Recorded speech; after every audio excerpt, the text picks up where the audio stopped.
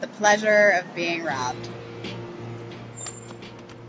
I thought the film really succeeded in its visual style, sort of that New York City story thing, like Smithereens, except with a less obnoxious and more attractive actress.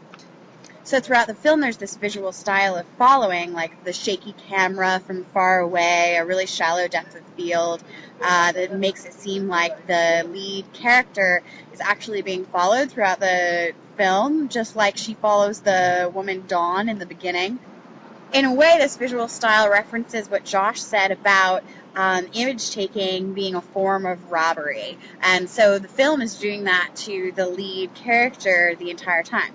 The film is generally pretty naturalistic, which is why the driving scene bothered me so much in very many ways.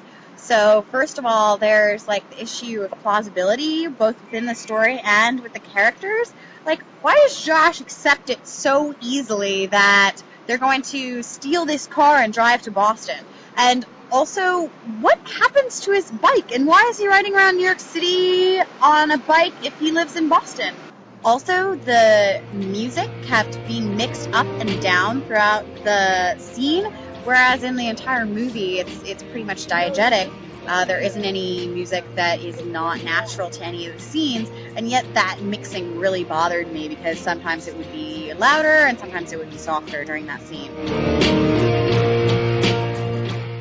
I always assumed that Grand Theft Auto would be a bit more intense.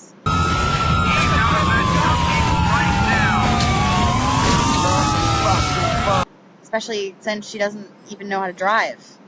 I thought the setting in his bedroom was really fantastic, especially the poster that's between them when they're lying on the bed of the two people kissing. It just draws so much attention to the fact that they're not kissing while lying on a bed.